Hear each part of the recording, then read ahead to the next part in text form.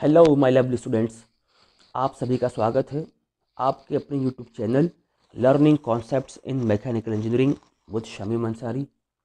Hope आप सभी fit and fine होंगे एंड अपने एग्ज़ाम्स की प्रिपरेशन भी काफ़ी अच्छे से कर रहे होंगे। स्टूडेंट्स, आज के सेशन में हम डिस्कस करने जा रहे हैं थर्मोडायनेमिक्स का मोस्ट इम्पॉर्टेंट टॉपिक, जिसका नाम है adiabatic process. Students, RGPV exam में ऑलरेडी कई बार एडियाबैटिक प्रोसेस पे थ्योरी क्वेश्चन पूछा गया है। अगर मैं आपको बताऊं ईयर्स के बारे में, तो जून 2017 में आया था ये क्वेश्चन, नवंबर 2019 में आया है और दिसंबर 2020 में आया है थ्योरी क्वेश्चन। ओके स्टूडेंट्स, ये टॉपिक इसलिए भी इम्पॉर्टेंट है क्योंकि थ्योरी क्वेश्चंस के साथ साथ इस टॉपिक से कंटिन्यू न्यूमेरिकल्स भी पूछे जा रहे हैं। राइट, चलिए स्टार्ट करते हैं आज के सेशन को, जिसका नाम है adiabatic process. Okay students, adiabatic process की डेफिनेशन में रीड कर रहा हूँ। क्या डेफिनेशन है students? A process in which the working substance neither receives nor gives out heat to its surroundings during its expansion or compression is called an adiabatic process। Students, इस definition में क्या बोला जा रहा है? ये डेफिनेशन क्या कहना चाह रही है?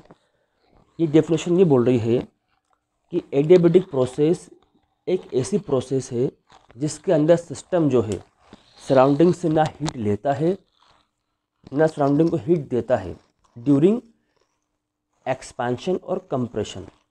राइट, क्या बोल रहा है ये?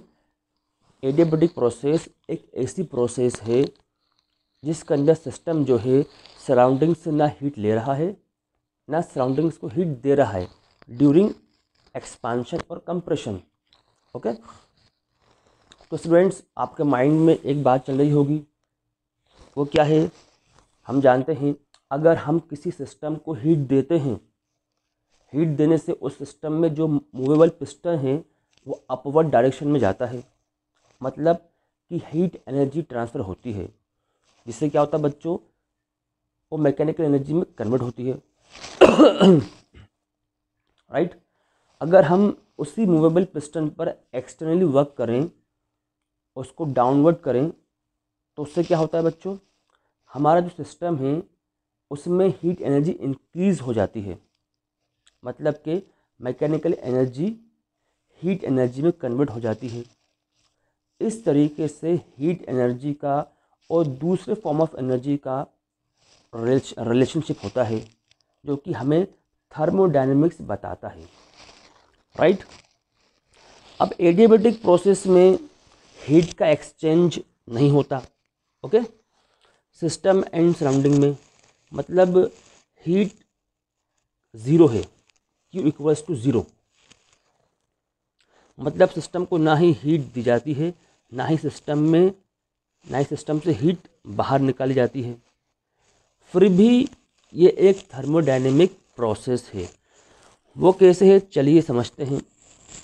स्टूडेंट्स, एडियाबैटिक प्रोसेस में एडियाबैटिक एक्सपांशन भी होता है और एडियाबैटिक कंप्रेशन भी होता है। राइट, पर हीट का ट्रांसफ़र नहीं होता।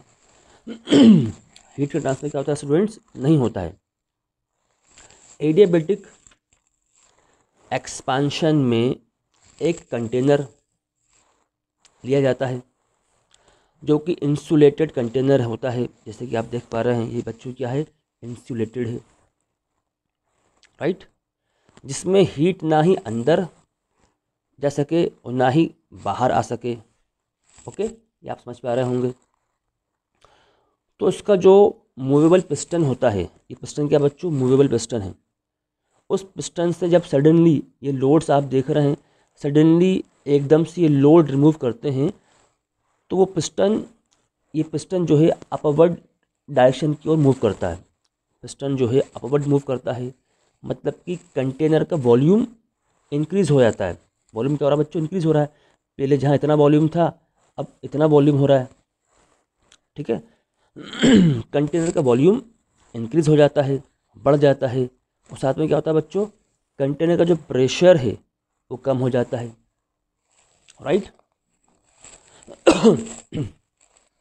तो इस कंटेनर में हम बोलें कि इस कंडीशन में कंटेनर के अंदर का जो टेम्परेचर है वो भी कम हो जाता है, बाहर से कोई भी हीट नहीं दी जा रही, कोई भी एक्सचेंज नहीं हो रहा हीट का, ओके।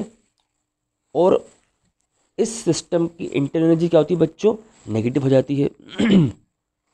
राइट, ये आप समझ पा रहे होंगे। पर अगर हम एडियाबैटिक कंप्रेशन की बात करें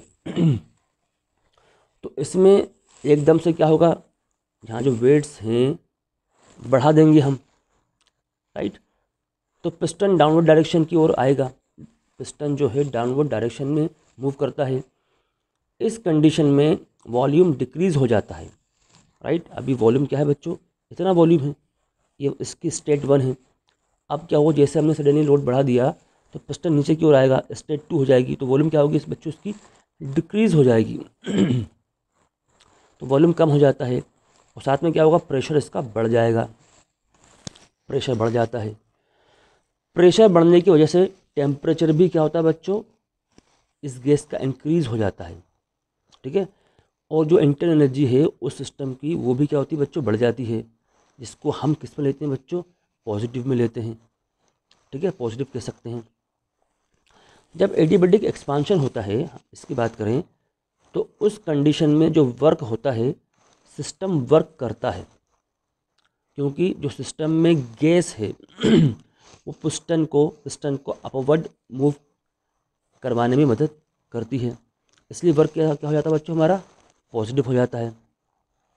और अगर हम बात करें एडियाबैटिक कंप्रेशन में, सिस्टम पर वर्क किया जा रहा है, ठीक है, सिस्टम पर वर्क हो रहा है, मतलब लोड को बढ़ाया जाता है। उस कंडीशन में वर्क जो है वो नेगेटिव होता है। अगर वर्क पॉजिटिव है तो इंटरनल एनर्जी कम हो जाती है, राइट। ये कुछ बेसिक्स थे, हमें जानना ज़रूरी थे। चलिए हम वापस आते हैं अपने प्रोसेस पे। तो स्टूडेंट्स, जो बातें मैंने आपको समझाई हैं वही यहाँ थ्योरी के रूप में लिखी गई हैं, राइट। एक चीज़ आपका जानना ज़रूरी है कि हम कब बोलेंगे कि एडियाबैटिक प्रोसेस कैसी है, आइसेंट्रोपिक प्रोसेस है, ठीक है। तो स्टूडेंट्स, एडियाबैटिक प्रोसेस जो होती है वो रिवर्सिबल भी होती है और इरिवर्सिबल भी होती है, ठीक। अगर एडियाबैटिक प्रोसेस कैसी है बच्चों, रिवर्सिबल है ना, रिवर्सिबल एडियाबैटिक प्रोसेस है, जिसको हम बोल सकते हैं frictionless reversible adiabatic process, right. कोई भी प्रोसेस रिवर्सिबल कब होती है, जब उसमें फ्रिक्शन ना हो, ठीक है। तो रिवर्सिबल एडियाबैटिक प्रोसेस या फ्रिक्शनलेस एडियाबैटिक प्रोसेस जो है उसी को बोला जाता है आइसेंट्रोपिक प्रोसेस। ये आपको याद रखना है, मैं दोबारा रिपीट कर रहा हूँ, रिवर्सिबल एडियाबैटिक प्रोसेस या फ्रिक्शनलेस एडियाबैटिक प्रोसेस जो होती है उसी को हम बोलते हैं आइसेंट्रोपिक प्रोसेस, ठीक है।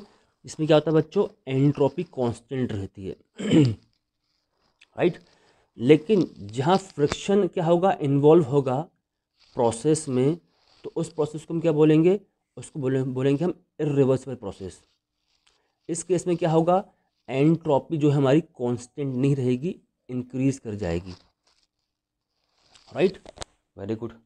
तो स्टूडेंट्स, मैंने क्या बताया आपको, एडियाबैटिक प्रोसेस में क्या होता है, नो हीट लीव्स और एंटर्स द गैस, है ना। सिस्टम में ना ही सराउंडिंग से हीट आएगी ना सराउंडिंग को हीट दी जाएगी, राइट।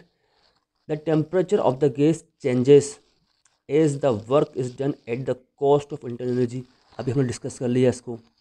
नंबर 3 क्या है, the change in internal energy is equal to the work done, ये भी हमने देख लिया, ठीक है। तो स्टूडेंट्स, अभी जो हमने डिस्कस किया है वही दोबारा बता रहे हैं हम आपको कि P1 V1 T1 ये क्या है बच्चों, प्रेशर वॉल्यूम टेम्परेचर है इनिशियल स्टेट 1 का। P2 V2 T2 जो है प्रेशर वॉल्यूम टेम्परेचर है फाइनल स्टेट 2 का, ठीक है, जो मैंने आपको बताया था यहाँ पर, अगर एक्सपांशन की बात कर रहे हैं तो इनिशियल स्टेट ये है और फाइनल स्टेट ये है, ठीक। और हम बात करें इसका पीवी ग्राफ का तो बच्चों इस तरीके से बनता है। ये कर्व क्या है, एडियाबेटिक एक्सपांशन कर्व है, जिसमें क्या हो रहा है बच्चों, आप देख सकते हैं प्रेशर जो है डिक्रीज कर रहा है, वॉल्यूम इंक्रीज कर रहा है। अभी हमने डिस्कस कर लिया इसके ऊपर, राइट। चलिए आगे बढ़ते हैं। 1 पॉइंट क्या बच्चों, 1 पॉइंट हमें रिप्रेजेंट कर रहा है इनिशियल स्टेट, और 2 पॉइंट क्या बच्चों, फाइनल स्टेट।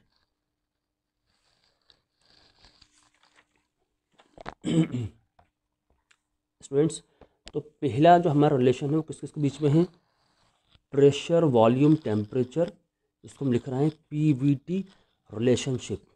ओके, देखिए हम जानते हैं फर्स्ट लॉ ऑफ थर्मोडायनामिक्स हम पढ़ चुके हैं। वहाँ से हमने क्या देखा था, हमने देखा था कि डेल क्यू किसके बराबर होता है, del W plus D U के, ठीक है। इसको हमने इक्वेशन 1 मान ली, राइट। अब हम पीछे पढ़ के आ रहे हैं कि एडियाबेटिक प्रोसेस एक ऐसी प्रोसेस है जिसमें क्या हो रहा है बच्चों, हीट ट्रांसफर जीरो है। हीट का ट्रांसफर क्या है, जीरो। ना सिस्टम सराउंडिंग से हीट ले रहा है, ना सिस्टम सराउंडिंग को हीट दे रहा है। तो हीट ट्रांसफ़र क्या हो रही है, बस बिल्कुल नहीं हो रही। तो क्या हो गया बच्चों, ज़ीरो हो गया। अब इस ज़ीरो को डेल क्यू की वैल्यू हमारी जो ज़ीरो आई है इक्वेशन 1 में पुट कर दीजिए आप, तो क्या मिलेगा हमको, हम मिलेगा del W plus D U बराबर में ज़ीरो, राइट। अब हम जानते हैं कि डेल डब्ल्यू की वैल्यू कितनी होती है बच्चों, वो होती है P D V. Del W का फॉर्मूला क्या होता है, पी डी वी होता है।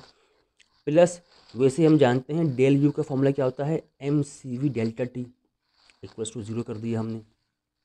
अब इस इक्वेशन में, इस इक्वेशन से अगर मुझको डेल्टा टी की वैल्यू निकालनी है राइट, क्या करूँगा बच्चों, पहले मैं इसको पी डी वी को इक्वल टू सब भेजूँगा, प्लस का है तो माइनस में आ जाएगा, राइट। और एम सी वी क्या हो जाएगा, डिवाइड में आ जाएगा। क्या करा हमने, डी टी निकाल लिया इसको नाम दे दिया हमने इक्वेशन नंबर 2 का। अब क्या बच्चों, हम जानते हैं कि P V equals to M R T होता है, राइट। अब P V equals to M R T को क्या करा बच्चों, हमने डिफ्रेंशिएट कर दिया। यहाँ क्या होगा बच्चों, प्रोडक्ट वाला रूल अप्लाई होगा। प्रेशर हमने रखा वैसे के वैसा, वॉल्यूम को डिफ्रेंशिएट किया तो डी वी हो गया। अब प्लस आएगा, वॉल्यूम हमने कर लिया सेपरेट, करा प्रेशर को तो डी पी हो गया। इस सब क्या होगा, एम आर कॉन्स्टेंट बाहर जाएगा, टी हमारा डी टी में चेंज हो जाएगा। कुछ नहीं करा है, बहुत सिंपल चीज़ है ये। अब क्या कर रहे हैं बच्चों, यहाँ से हम यहाँ पर डी टी की वैल्यू निकालने चाह रहे हैं, ठीक है।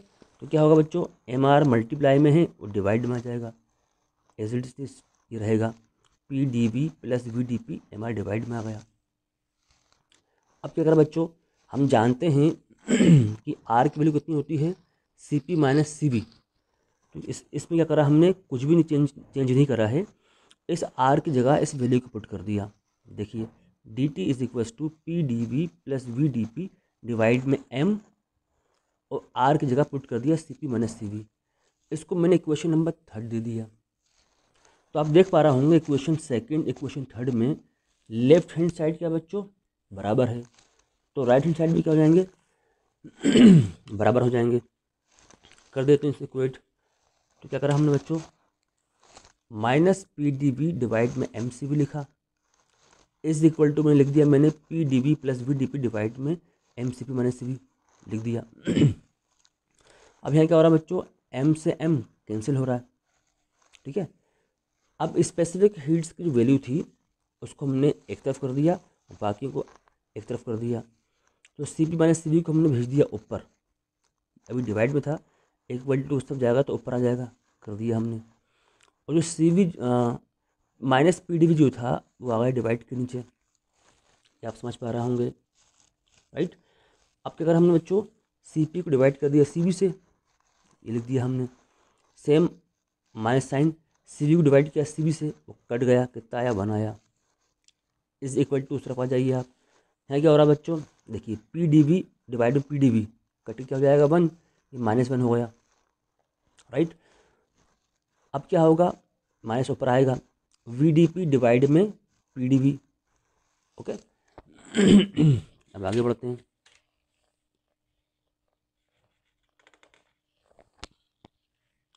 यहाँ से स्टूडेंट्स क्या होगा, देखिए यहाँ से क्या हो रहा है,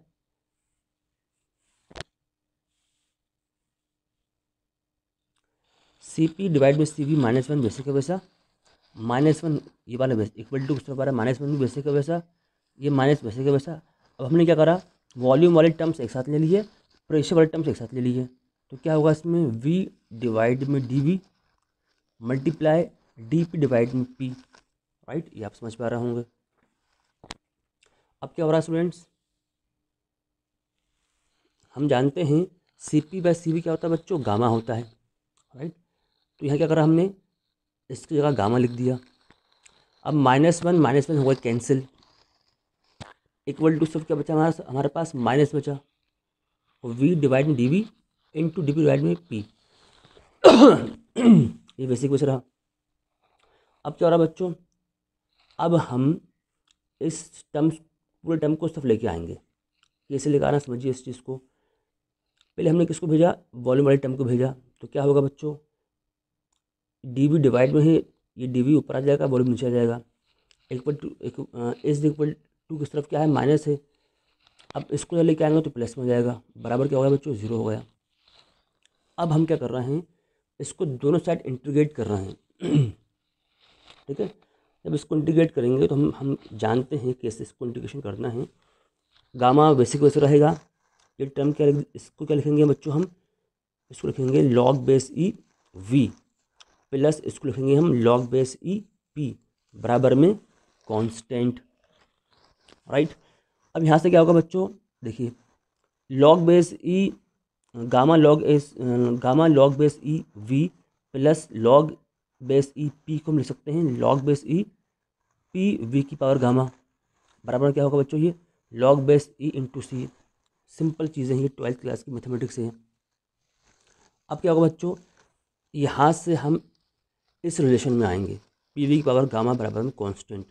ये मोस्ट इम्पॉर्टेंट रिलेशन है एडियाबेटिक प्रोसेस का राइट। अब देखिए इसी रिलेशन से हम लिख सकते हैं P1 V1 की पावर गामा बराबर में P2 V2 की पावर गामा बराबर में कांस्टेंट। इसको हमने इक्वेशन नंबर 4 मान लिया, ठीक। अब इसी इक्वेशन से हमने क्या करा, प्रेशर वाले जो टर्म्स थे एक तरफ कर दिए, वॉल्यूम वाले टर्म्स को एक तरफ कर दिए, राइट। तो P1 की डिवाइड में P2 आया, लिख दिया हमने, इज इक्वल टू सब क्या है बच्चों, V2 पावर गामा डिवाइड में V1 की पावर गामा आ जाएगा, तो हमने होल गामा ले लिया, राइट। तो हमको एक रिलेशन और मिल गया प्रेशर वॉल्यूम का। ये मोस्ट इम्पॉर्टेंट रिलेशन है, बार बार यूज़ होता है न्यूमेरिकल्स के अंदर, तो ये आपको याद रखना है। इसको इक्वेशन नंबर हमने 5 दे दिया। अब हम कहाँ आ गए बच्चों, हम आ गए जनरल गैस इक्वेशन की बात कर रहे हैं। अब जनरल गैस इक्वेशन से हम जानते हैं वो क्या होता है बच्चों, P1 V1 डिवाइड में T1 बराबर में P2 V2 डिवाइड में T2, राइट। अब इसमें क्या करा हमने, इसमें भी हमने क्या करा, प्रेशर वाले टर्म्स एक तरफ कर दिए और बाकी टर्म्स अलग कर दिए। क्यों कर दिए, ताकि इसको हम इक्वेट कर सकें। तो P1 डिवाइड में P2 इज इक्वल टू क्या है बच्चों, यहाँ पर T1 डिवाइड में है, यहाँ आके T1 ऊपर आ जाएगा न्यूमरेटर में, T1 डिवाइड में T2 हो गया, V1 मल्टीप्लाई में तो डिवाइड में आ जाएगा, इसके वॉल्यूम के कर दिया हमने। अब हम देख रहे हैं इक्वेशन 5 और इक्वेशन 6 को कि लेफ्ट हैंड साइड क्या बच्चों बराबर है, तो राइट हैंड साइड भी क्या हो जाएगी बच्चों, बराबर हो जाएगी। कर देते हैं बराबर देखिए आप इक्वेटिंग क्वेश्चन 56, तो क्या होगा बच्चों, V2 डिवाइड V1 की पावर गामा बराबर क्या हो गया, T1 by T2 into V2 by V1, right. तो यहाँ से क्या होगा बच्चों, देखिए यहाँ से मुझको टेम्परेचर के टर्म्स हमने अलग कर लिए, तो T1 बाई T2 ये मल्टीप्लाई में क्या है बच्चों, V2 बाई V1 मल्टीप्लाई में है, इसको हमें भेजना है उस तरफ, तो क्या होगा, इसके डिवाइड में आ जाएगा, डिवाइड में कर दिया। नेक्स्ट स्टेप में क्या हो रहा है बच्चों, ये टर्म तो वैसे वैसे रहेगा, V2 बाई V1 की पावर गामा, इसकी पावर क्या हो जाएगी बच्चों, -1 हो जाएगी, कर दिया हमने। अब देखिए बेस सेम है तो पावर क्या होगी, 8 हो जाएगी, तो क्या होगा अगले स्टेप में बच्चों, ये हो जाएगा T1 बाई T2 बराबर में V2 बाई V1 की पावर गामा -1। ये भी एक इम्पॉर्टेंट रिलेशन है, टेम्परेचर और वॉल्यूम का। इससे पहले जो हमको रिलेशन मिला था वो मिला था हमको प्रेशर और वॉल्यूम का। अब जो मिला है बच्चों किस किस का मिला है हमको, टेम्परेचर और वॉल्यूम का। ये रिलेशन भी हमें बार बार यूज़ होता है न्यूमेरिकल के अंदर, ये आपको याद रखना है। अब हम बात कर रहे हैं इक्वेशन 4 की ही। इक्वेशन 4 क्या है बच्चों, देखिए इक्वेशन 4 ये है कि P1V1 की power gamma is equals to P2V2 की पावर गामा, राइट। तो इस इक्वेशन से क्या मैं लिख सकता हूँ ऐसा, V1 डिवाइड V2 की पावर गामा बराबर है P2/P1, बिल्कुल लिख सकता हूँ। क्या करा मैंने, प्रेशर वाले टर्म्स एक तरफ कर दिए और वॉल्यूम वाले टर्म्स एक तरफ कर दिए। तो P1 मल्टीप्लाई में था तो P2 के नीचे आ गया, कर दिया हमने ऐसे। यहाँ V2 की क्या है, मल्टीप्लाई में है, इक्वल टू से जाएगा तो क्या में जाएगा, डिवाइड में जाएगा, कर दिया हमने वैसा, राइट। अब यहाँ से क्या कर रहे हैं बच्चों हम, यहाँ से क्या करा हमने, इस गामा को हमने कहाँ भेज दिया, इक्वल टू उससे भेज दिया। तो क्या हो बच्चों, ये 1/गामा हो गया। तो V1/V2 बराबर में P2/P1 की पावर 1/गामा। इसको इक्वेशन नंबर हमने दे दी 8। फिर हमने क्या लगाया बच्चों, जनरल गैस इक्वेशन लगाई। वो क्या होती है, P1V1/T1 बराबर में P2V2/T2। फिर हमने क्या करा बच्चों, वॉल्यूम वाली टर्म्स एक तरफ कर दी है, क्यों कर दी, ताकि इसको हम दोबारा क्या कर सकें, इक्वेट कर सकें। तो यहाँ से क्या मिला हमको, V2 आ गया इसके नीचे, तो ये हो गया V1/V2 is equals to T1 चला गया ऊपर, T1/T2 इंटू P2/P1। देख सकते हैं आप। तो आप देख रहे हैं इक्वेशन नंबर 8 इक्वेशन नंबर 9 दोनों के लेफ्ट हैंड साइड क्या बच्चों, बराबर हैं, तो राइट हैंड साइड भी क्या हो जाएंगे, बराबर हो जाएंगे। कर देते हैं इसको बराबर। तो हमने करा ऐसा, तो क्या मिला हमको बच्चों, हमको मिला P2/P1 की पावर 1/गामा, राइट, लिख दिया हमने, is equal to T1/T2 into P2/P1, right, हमने कर दिया। अब क्या कर रहे हैं स्टूडेंट्स, हम आगे बढ़ते हैं। मुझको टेम्परेचर के टर्म्स में वैल्यू निकालनी है, तो T1/T2 में यही रखूँगा। इसको मैंने क्या करा, उस पर भेज दिया, राइट। तो P2/P1 है यहाँ पर, उस तरफ क्या हो जाएगा, वो P1/P2 हो जाएगा, कर दिया मैंने, राइट। अब हम यहाँ देख रहे हैं ये P2/P1 है, ये P1/P2 है, ठीक है। इसको मैंने क्या कर दिया, P1/P2 में चेंज कर दिया। तो पावर क्या हो जाएगी बच्चों, -1/गामा हो जाएगी, राइट। इनटू में P1/P2 वैसे के वैसे रहा। अब क्या बच्चों, यहाँ बेस देखिए सेम है, यहाँ भी P1/P2 है, यहाँ भी P1/P2 है, बेस सेम है, तो पावर क्या हो जाएगी बच्चों, ऐड हो जाएगी। इसकी पावर क्या है, 1 है, तो हो गया वैसे ही। तो T1/T2 is equals to P1/P2 की पावर 1 -1/गामा +1। इसको और अच्छे से लिखा हमने, तो इसे लिख दिया P1/P2 की पावर -1 + गामा डिवाइड में गामा, राइट।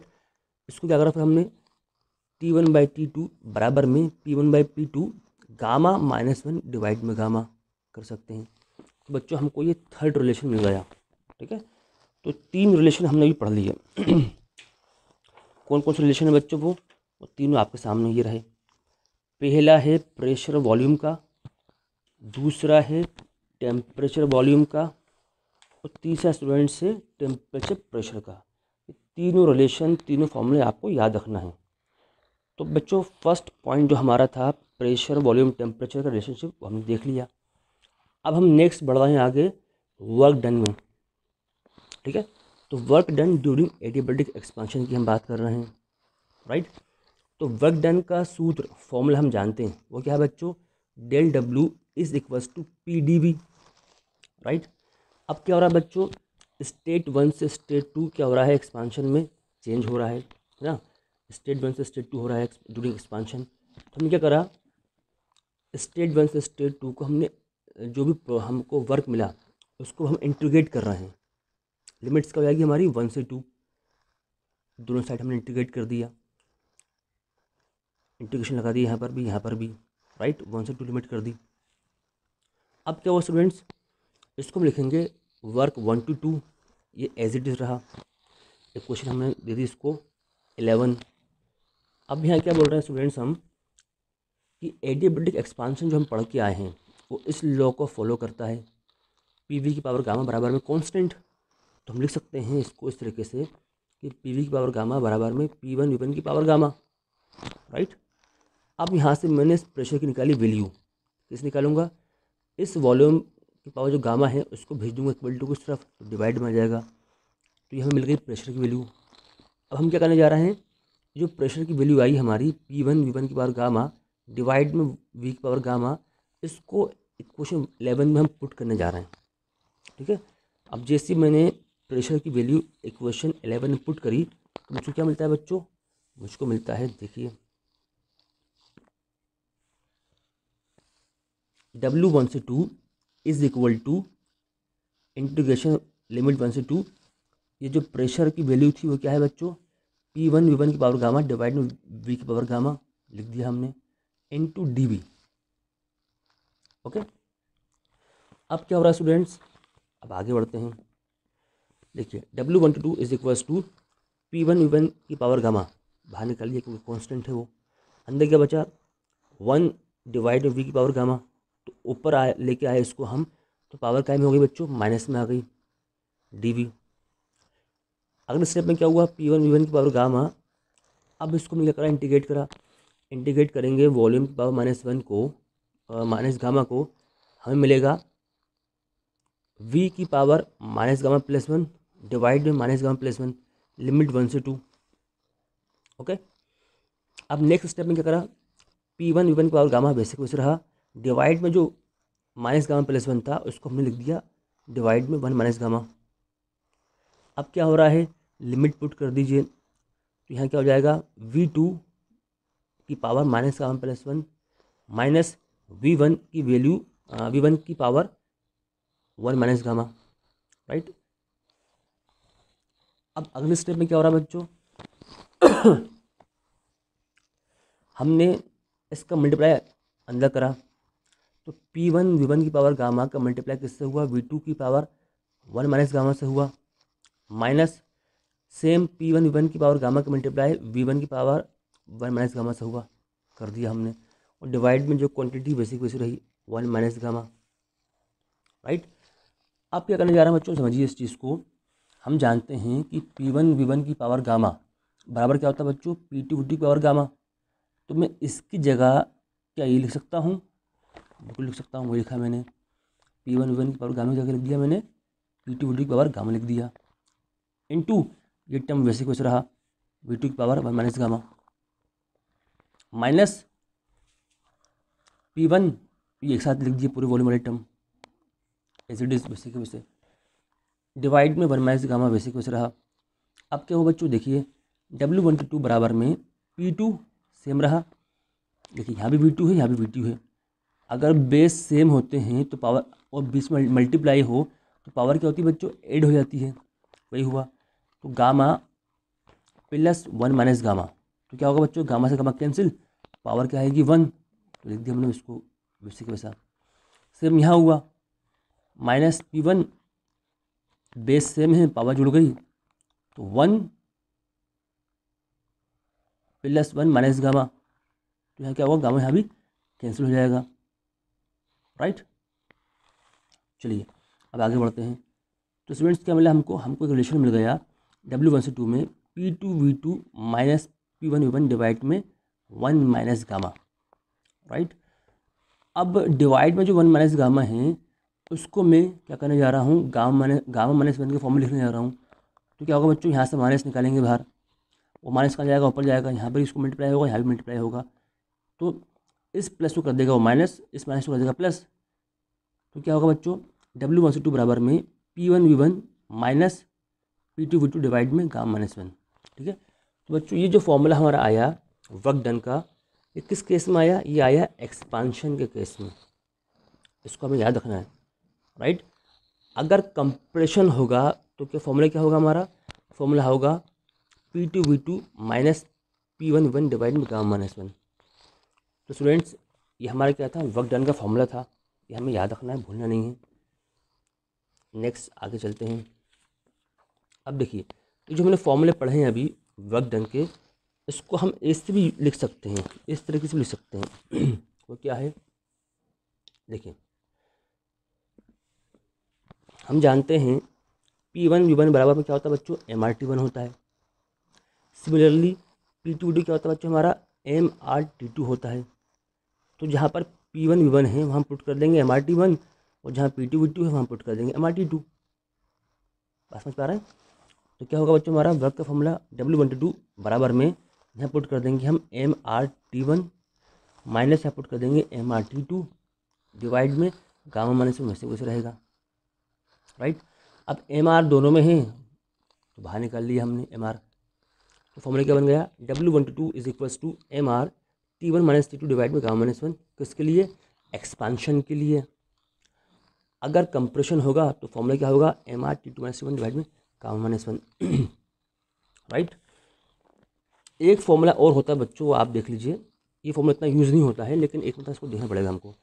वो क्या होगा बच्चों, MRT1 डिवाइड में गामा माइनस 1 ब्रैकेट के अंदर 1 माइनस P2V2 डिवाइड में P1V1, राइट। तो बच्चों ये क्या था, हमारा वर्क डन का फॉर्मूला था एडियाबैटिक एक्सपांशन केस में।